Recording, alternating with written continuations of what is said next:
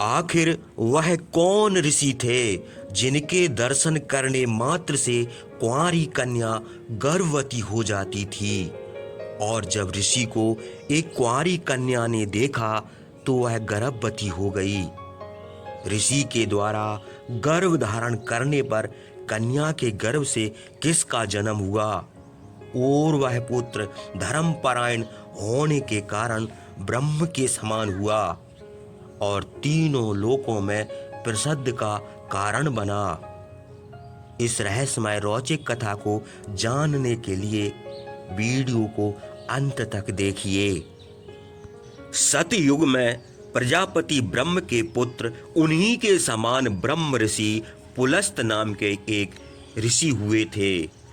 वे केवल नाम मात्र के ही प्रजापति के पुत्र नहीं थे, बल्कि कीर्ति, धर्म और शील में अपने पिता के समान थे। महावती पुलस्य अपने उत्तम गुणों के कारण और प्रजापति के पुत्र होने के कारण देवताओं और सब लोगों के प्रिय थे।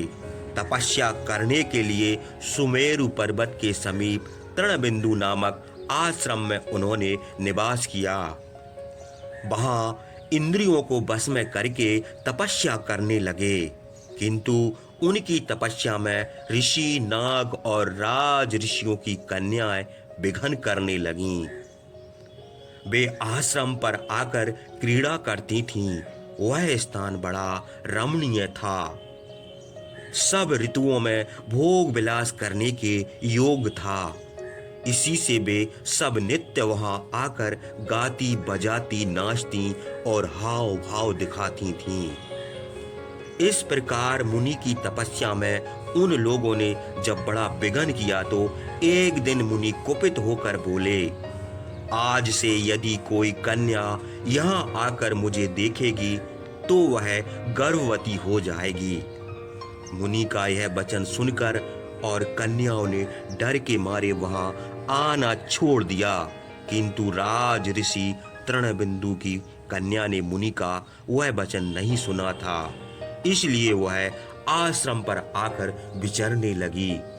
उसने अपनी और सखियों को वहां ना देखा। पुलस्त मुनि उस समय वेद का पाठ करते थे। राजकुमारी थोड़ी देर तक वेद का पाठ सुनती रही। फिर उसने तपोनिधि पुलस्त को देखा। मुनि को देखते ही वह गर्भवती हो गई। उसकी देह पीली पड़ने लगी। गर्भ के सब लक्षण स्पष्ट हो गए। अपनी यह दशा देखकर वह बहुत घबराई। मुझे यह क्या हो गया, यह सोचती हुई वह अपने पिता के पास गई। तृणबिंदु ने उस गर्भवती को देखकर उससे पूछा, तू अभी कुंवारी है, तेरा विवाह नहीं हुआ है, तूने यह गर्भ कैसे धारण किया? यह सुनकर राजकुमारी को बड़ा दुख हुआ।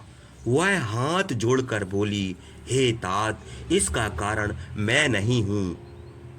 जानती कि मेरा रूप ऐसा क्यों हो गया।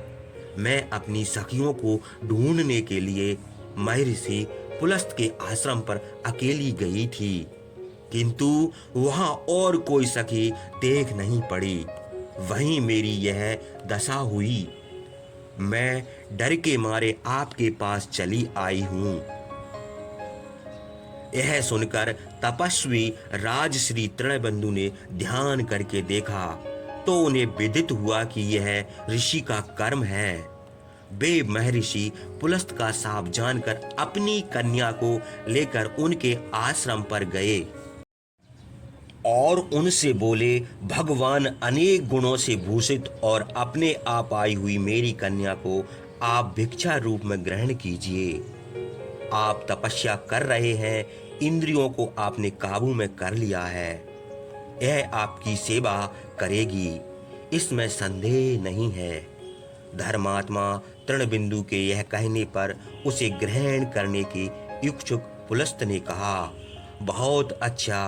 कन्या मुनि को देखकर राजा अपने आश्रम पर चले आए और वह अपने गुणों से संतुष्ट करती हुई पति की सेवा करने लगी। उसके शील और चरित्र से मुनि संतुष्ट और प्रसन्न होकर बोले, हे सुंदरी, तुम्हारे गुणों से मैं बड़ा प्रसन्न हुआ, इसलिए तुमको अपने ही समान पुत्र देता हूँ। इसका नाम पौलस्त्य होगा। यह दोनों कुलों की वृद्धि करेगा। वेद का पाठ करते हुए मुझसे तुमने वेद के मंत्र सुने हैं, इससे इस पुत्र का नाम विशर्वा होगा। प्रसन्न होकर मुनि के ऐसा कहने पर राजकुमारी ने समय आने पर विशर्वा नाम का पुत्र उत्पन्न किया। विशर्वा अपने यश और धर्म के कारण तीनों लोकों में विख्यात हुए। वेद और शास्त्र के अध्ययन, समदर्शिता, व्रत आचरण और तपस्या में वे अपने पिता के समान थे। पुलस्त के पुत्र विशर्वा थोड़े ही दिनों में अपने पिता की तरह तपस्या करने लगे। वे सत्यवादी, शीलवान, जितेंद्रिय, शुद्ध हृदय, भोग विलास से विरक्त और धर्मपरायण थे। विशर्वा के अच्छे आचरण देखकर भरद्वाज मुनि ने उनके साथ अपनी कन्या का विवाह कर दिया। विवाह विधि से भरद्वाज की कन्या को ग्रहण करके विशर्वा ने सांसारिक बुद्धि से अपनी भार्या में अपने ही समान पुत्र उत्पन्न किया। उसमें ब्राह्मणों के सब गुण थे। वह अपने पिता के समान गुणवान था। उस पुत्र के उत्पन्न होने पर ब्रह्म बड़े प्रसन्न हुए। देव ऋषियों के साथ वे वहां आए और उसका नामकरण किया। वे जानते थे कि यह पुत्र धना अध्यक्ष होगा। ब्रह्म ने कहा कि यह विशर्वा का पुत्र है और गुणवान भी विशर्वा के तुल्य है, इसलिए वैश्रवण नाम से इसकी प्रसिद्धि होगी। घृत की आहुति देने पर जिस तरह अग्नि बढ़ती है, वैसे ही तपोवन में वैश्रवण बढ़ने लगे। बड़े होने पर उस महात्मा में यह बुद्धि उत्पन्न हुई कि हम तपस्या आदि धर्म करेंगे, क्योंकि धर्म ही ब्राह्मणों की परम गति है। यह सोचकर वे तपस्या करने लगे। 1000 वर्ष तक कठिन नियमों का पालन करते हुए उन्होंने तप किया। उस समय कुछ दिनों तक तो केवल जलपान किया, बहुत दिनों तक केवल वायु का सेवन करते रहे और कुछ दिनों तक निराहार ही रहे। इस विधि से तप करते करते 1000 वर्ष एक वर्ष के समान बीत गए। उनकी तपस्या से प्रसन्न होकर महातेजस्वी ब्रह्मा, इंद्र आदि देवताओं के साथ उनके आश्रम पर आए और उनसे बोले, बेटा, तुम्हारी तपस्या से हम बहुत प्रसन्न हुए। जो इच्छा हो वह वर मांगो, क्योंकि तुम वरदान पाने के योग्य हो। सामने खड़े हुए पितामह से वैश्रवण ने कहा, भगवान, हम लोकपाल होकर लोकों की रक्षा करना चाहते हैं। देवताओं के साथ ब्रह्मा ने प्रसन्न चित्त से कहा, अच्छा, ऐसा ही होगा। यम, इंद्र और वरुण तीनों लोकपालों की सृष्टि हम कर चुके हैं। चौथे की सृष्टि करना चाहते ही थे, वही पद तुम चाहते हो। हे धर्मज्ञ, अब तुम जाओ, तुम सब निधियों के स्वामी होगे और इंद्र, वरुण तथा यम के समान चौथे लोकपाल होगे।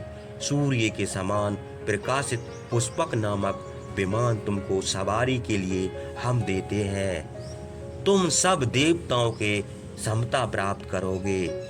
अब हम लोग अपने अपने स्थान को जाते हैं। तात तुमको वरदान देकर हम कृत हुए, तुम्हारा कल्याण हो। यह कहकर देवताओं सहित ब्रह्मा अपने स्थान को चले गए।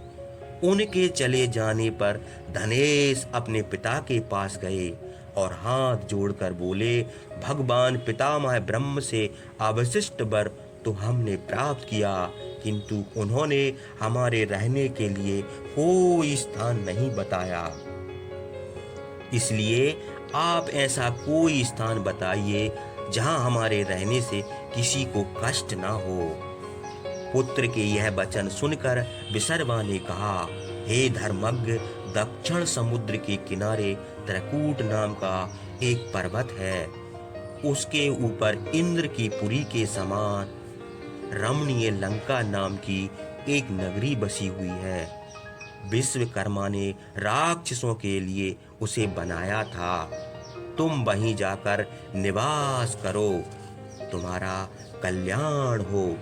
उसकी चार दीवारी सोने की बनी हुई है, उसकी खाई भी सोने की है।